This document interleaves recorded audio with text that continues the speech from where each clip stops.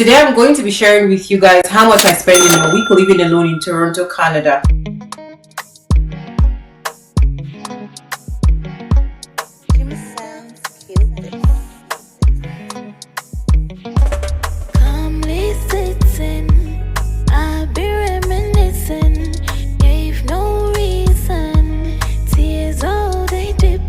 Good morning, guys. How you guys all doing today? Today I'm going to be sharing with you guys how much I spend in a week living alone in Toronto, Canada. As a young professional, I know how important it is to budget and manage my expenses effectively. So I hope that this video can give you some insights and ideas. One of the things I was looking out for when I was deciding to move out here to Canada all the way from Nigeria, Africa, was resources like this and insights like this. And I didn't really find videos that would help me to kind of plan ahead in terms of finances. I knew I had to have a backup plan in case I didn't get a job as soon as I landed here in Canada. However, because I didn't see those resources when I was searching, I decided I'm going to make those resources for you guys. If this is a video that is relevant to you, please stay and watch till the end because it's going to be a very helpful video. Otherwise, if you just want to be entertained by this video to see how much it actually realistically costs to live alone in Canada, in Toronto specifically, which is one of the most expensive cities in the world, then please keep on watching. For those of you that are my returning subscribers, you guys know I love you a whole lot.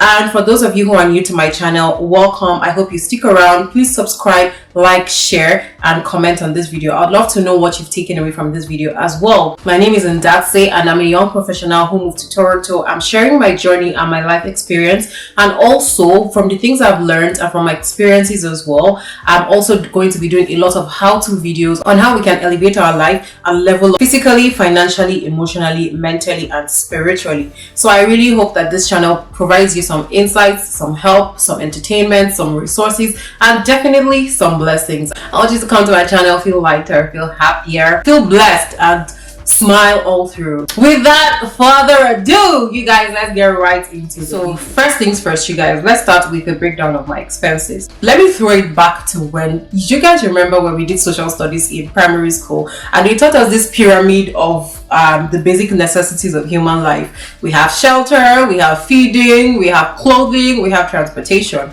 So I'm going to be showing you guys a breakdown of my expenses. I have a way I track my expenses. I use an app and I also journal. I'm not going to take it in any particular order, but let's start with feeding and groceries because that is really important. Without food, you're not going to be alive. The way I do it is, you guys will not believe that since I got into this country, I have not been to a grocery store to grocery shop. What I do is I paid for a subscription service on a grocery store delivery service. When I came in here sometime back in December, I paid for a yearly subscription for an app that delivers groceries. My feeding is very simple, very basic. I like to think of myself like a bachelor because I'm living alone here in Toronto. My food is basic. I don't do the most when it comes to feeding. You guys, if you follow my other social media platforms or if you see some of my other videos, you typically see that my breakfast in the morning is usually a green smoothie. I make a green smoothie bowl almost every morning of my life, and I try to do two meals in a day. Once I have that for breakfast, the next thing I have is dinner, and dinner is usually very simple. Sometimes I just do sweet potatoes, sometimes I do pasta. It's really whatever I can throw together with the items in my pantry or in my grocery cupboard. What I do is I set aside a budget for myself. I'm going to be giving you guys specific numbers because this is really meant to be a guide.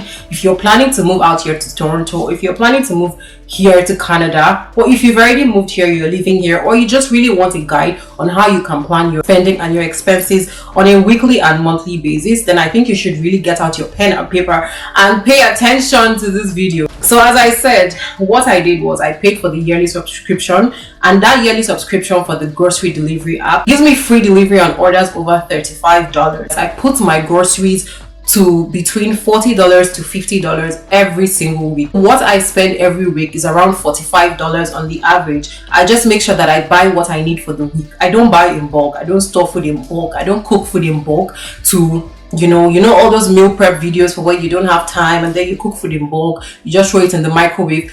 I personally, I don't like rewarming food, reheating food so many times. I get bored of that food. I wouldn't go back to it. So I just like to make my meals quick, fresh, daily, easy. Just remove all the stressful points of food making and meals. Every week on Sunday or Monday, I go on the app and then I just order my groceries. I pick out what I think I need for the week. Vegetables I'm going to need for my green smoothie bowls in the morning, the nuts I'm going to use, the fruits I'm craving that week. So that way I kind of have variety each and every week. And then if I need things like maybe soap or cream, I usually buy those in advance. Usually make sure I have a spare of like 2 bottles of soap, 2 tubes of toothpaste, 2 bottles of body lotion, things like that. So I hardly ever run out of those items. So that's the way I've made my life very simple living here in Canada, and also able to live within a certain planned budget or with planned finances. Sometimes, because I'm a human being, I don't want to be in the kitchen making the green smoothie or making a sandwich for dinner, so I actually order food. For me personally, I don't do this a lot because I kind of find the food here a little bit bland for my taste. You know, I'm coming from Nigeria. Our food is spicy. There's a lot of pepper, there's a lot of spice, like it's heavily flavored. I don't really enjoy ordering food outside, but sometimes I would order Nigerian food like once a week. I used to do this once a week before. I'd order Nigerian food and add it to my food for the week. So that typically for me is Sundays. I'll just order like maybe jollof rice or egusi and pounded yam and just have a good time. Now that order is in part of my weekly budget, so I might spend like $40 or $50 ordering food for that week. What I'm also going to do in this video is I'm going to be totaling everything at the end of this video, so you guys can kind of have an average of what I personally spend every week, and you can kind of plan your finances around it. Or you can simply follow my method of doing things in your own country, in your own currency, and within your income bracket. Everybody's lifestyle is different. This is just a guide. So I hope it really helps you guys, and I hope you guys watch till the end. Now, the next item I'm going to be talking about is rent.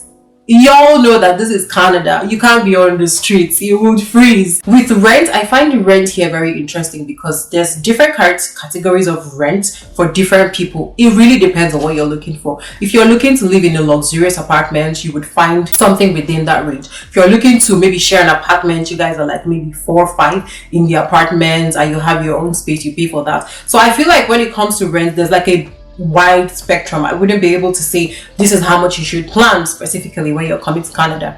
On the average, I will just give you a rough estimate of what I spend so that you guys don't start calculating my net worth. Oh, this is what she spends on rent. I'm just kidding you guys. So I on the average spend between $300 to $500 per week on my rent. When I first came here, I was staying in an Airbnb and I was sharing that space with the host, and I paid $1,500 for that month for a shared space. So if you're on a budget, you can look into the options of shared spaces. However, if your income is more, you can probably rent your own studio apartment, your own 1-bedroom apartment, stay in a condo, stay in the basement. It really depends, but that's my monthly average. So it was very difficult for me to find a place. Like, you go back and forth. I saw so many places. Oh my god, I saw so many places.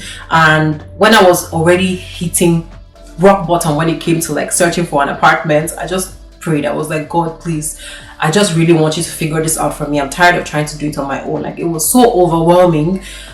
So I'm just really grateful for that. Anyways, that's about rent. Now I'm going to talk about transportation. I'm going to use myself as an example because why not? When I came here as well, one of the things I was very particular about was having a job that had remote options. I really didn't think that it's going to be necessary to have a job that I would need to go to the office every single day. Obviously, it depends on the kind of job, but what I personally am looking for and was looking for at the time was something I could do remote, because I'm of the school of thought that if I can be productive working remotely, I really don't see the need why I have to spend the time, the effort, and the money on transportation. So where I currently work is a hybrid setup. We go to the office once every 2 weeks. Now, before that, we had a training which was every single day. So I'm going to give you guys the budget of how much I was spending every single day to go to my office. It might differ for you, and how much I spend now on transportation. So for transportation, when I was going to the office every single day, I would say I was spending about $9 per day. So $9 times 5 days a week is already $45. You see, these things already add up. That $45 times 4 weeks in a month, sometimes 5 weeks in a month, is around $180 to almost $230, $240 already a month on transportation. And for me, I kind of like to be realistic with my spending. I'm thinking in my head, okay, how much is my income from the job, and how much am I going to be left with to save if I spend this much on transportation every week? So when we finally finished the training and we could start working from home, I jumped on the opportunity. Aside that, I don't really go places on my own that I kind of need to use the public transportation. Sometimes if I'm not going with my friend to the gym, I would use the bus, but that's not all the time. Other times, maybe I'm really tired, to save my time, I would use Uber. So I would say for transportation, when I used to go to the office daily, what I used to do was I would load my Presto card, which is the transportation card for the bus, the train, the metro, the subway. I would load it with $50 for the month. I stopped doing that because I always kept losing my Presto card, and I was like, you know what, I'm just going to be paying as I go. Anyways, so since I've been working remotely, a hybrid but mostly remote, I find I don't really spend that much money on transportation. Even when I'm going out with my friends to dinner, to lunch, to brunch, most times somebody is driving. So I think I'm lucky in that regard. But for transportation, I would say, if you're trying to budget based on a job that requires you to be in the office 3 to 5 times a week, I think from $150 to $200 to load your Presto card if you're using public transportation would be good. Now, the next one that I'm going to talk about, which is really important and I do feel has to be part of your monthly budget, is your investments towards your future. For me, I don't really believe in putting money in the bank, because as you're putting money in the bank, yes, you should have an emergency fund and where you can always fall back on if something happens, life-threatening situation, you don't have a job, there's a really bad recession, there's something terrible, you should always have an emergency fund. However, aside the emergency fund, I really don't believe in putting money in the bank, because I feel like you're just enabling the bank to use your money to trade at high interest and make money. The bank is literally using your money to make money.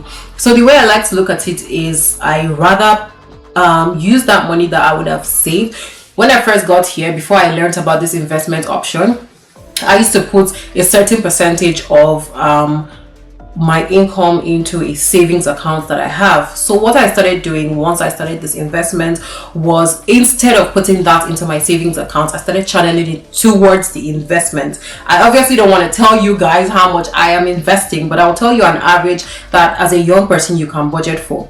So this specific investment I'm talking about towards my future is an investment platform where I put aside a percentage of my salary or my income every month towards it. And by the time I'm 66 years old, which is around the retirement age here in Canada, I would have access to the funds, but in bulk. I don't have to depend on anybody. I don't have to depend on no job other than that investment and other investments. And also the good thing with this investment is that if I wanted to take the money out even before I turn 66, I can take the money out and I can use it for other things, maybe to set up a business, just to buy a house, to buy land, just something. I really do think that this is something that should definitely, please, I'm literally begging you guys, be part of your monthly expenses. So I'm just going to give you an average, because I don't really want to say how much I specifically put towards the investment. So I would say you should budget from anything $250 to $600, depending on what you can do, depending on the strength of your income.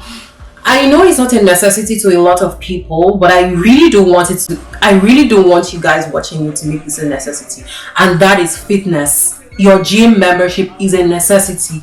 I do not see why you are not in the gym getting fit, you guys. Like, for me, you guys all know how much, and I'm going to do a video on how to start a fitness journey, specifically with regards to working out and going to the gym. Trust me, I used to be the girl who I hated the thought of exercise. Now I feel incomplete if I go a whole week and I don't go to the gym. So anyways, that's a video for another day. And I remember, I think on this channel I was talking about how I started my fitness journey, because you guys remember I used to be 30 kg bigger than this before, and I was talking about how I started my fitness journey when my manager in my former office, one day we were just having a random conversation with him and some of my other team members, and he just said, it's whatever you do to your body when you're young that you would feel when you're older. And that thing, it just struck a chord within me. So gyms here are not expensive. I think I pay around $60 for my gym monthly.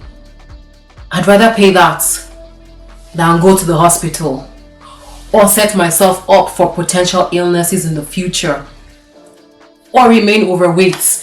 So I'm really trying to get fit. That's why it's a fitness journey, and it's something I really believe each and every one of us should be doing. I don't think this is a luxury. I don't think this is an option. I think this should definitely be one of your basic necessities when it comes to budgeting. You should plan it into your finances. You should plan it into your expenses for the month.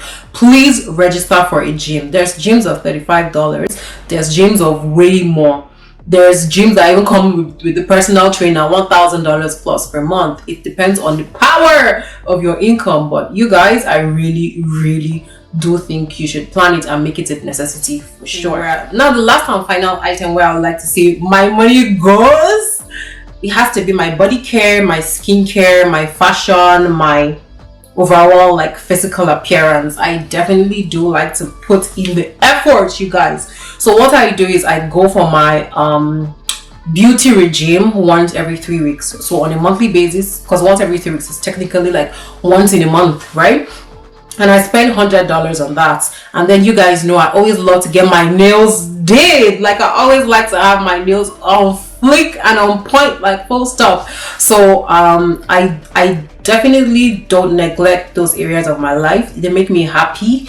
It's a form of self-care to me. I really enjoy those beauty therapy sessions. I really enjoy pampering myself, getting my pedicure, my manicure, getting my hair done, slayed and laid, purchasing makeup, buying new outfits. You guys, like, oh my goodness. So I think for me or for you, so I would like to say that I spend around $200 per month. Yeah, let me say around $200 to $300. Let me say around $200 to $300 per month on my beauty regime, my physical appearance, my skincare. I know it could be more, but as I said, depends on the power of your income. Anyways, so for me, I like to definitely plan that into my budgeting, my expenses, and my financial plan for the month, because I can't do without it. So it's a necessity. My point here is that it might be a necessity for me and not necessarily a necessity for you, but for me it's a necessity, and I plan it into my finances. So you guys, I'm going to total and let's see how much I actually do spend in a month. Let me pull out my calculator. So you know, we started with food, and you guys, I said that for feeding I like to spend $45 per week on my groceries. So per week is $45. I'm going to add the $30 as I also spend per week to order my takeout, especially from the Nigerian restaurant. So that's like $75 per week. If we break down my rent as well, let's cap my rent at around $350-400 per week. So that's plus $400. And then we also talked about my beauty regime, which I do once every 3 weeks, which comes to around $200. So if we break that down per week, that would be around $50 per week. And then let's also talk about my transportation. You guys know I don't spend a lot on transportation because I work mostly fully remote. So let's say my transportation per week might be like $30, because sometimes I take Uber, but not to far distances. I don't take Uber to far distances. So let's say like $30 per week. And then of course, if I'm going to break down my investments and my savings, it will come to around, let's say roughly $75 per week. So 75. And then lastly, we're adding the miscellaneous, which I just like to have. And obviously I don't like to not see money in my account. So in my spending account, I have to have kind of like a buffer just in case anything goes wrong. It's not an emergency fund, but I just like to see money in my account, right? So let's just say that's $300. So that's around $1,000 a week. Now this is a very high amount. Don't take my word for it that I'm spending that, because I'm on a budget and my income cannot even cover that. So I don't even know where I pulled out those numbers from. Anyways, I don't even know where I pulled out those numbers from. How can I be spending that much, you guys? Anyways, realistically, I think you should aim to spend from $500 to $700 a week, depending on your income, depending on your financial strength, depending on your lifestyle. It's also different for different people. Living alone in Toronto can be expensive. So I really hope that this video has helped you guys in some way or the other to be able to manage, plan, and get some insights from this video. Let me know if there's other kind of videos you guys want me to do on this channel. I would love to do it, and I'll see you guys in my next video. Please do share, do subscribe, do leave a comment, and let YouTube know that you love this video by sending it to all your friends. Okay, I love you guys, and I'll see you guys in the next video. Bye.